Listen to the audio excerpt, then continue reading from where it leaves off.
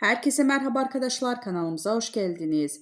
Uzak Şehrin Ailası Sinem Ünsal'ın prestij ödülü gecenin en çok konuşulan isimleri oldu. Kanal D'nin ekranlarda yayınlanan ve geniş bir izleyici kitlesine ulaşan Uzak Şehir dizisinde Ayla Albora karakterine hayat veren Sinem Ünsal, bu kez oyunculuğuyla olduğu kadar şıklığıyla da adından söz ettirdi. Başarılı oyuncu katıldığı ödül töreninde aldığı ödülle gecenin en dikkat çeken isimleri arasında yer aldı. Uzak Şehrin dizisinde performansıyla büyük beğeni toplayan oyuncu, bu ödülle kariyerindeki başarıların bir kez daha taçlandırılmış oldu. Ödül gecesi için tercih ettiği iddialı saç ve makyaj ile tüm bakışları üzerine çeken Sinem Ünsal, zarafetini derin dekolteli elbisesi ile tamamladı. Ünlü oyuncu gece boyunca verdiği pozla objektiflerin ilgi odağı oldu.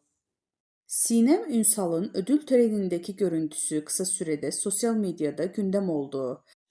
Kullanıcılar başarılı oyuncunun stilini çok şık, gecenin yıldızı gibi yorumlarda övdü. Hem oyunculuğu hem de tarzıyla dikkat çeken Sinem Ünsal, Uzak Şehir dizisiyle yakaladığı çıkış, aldığı ödülle ilk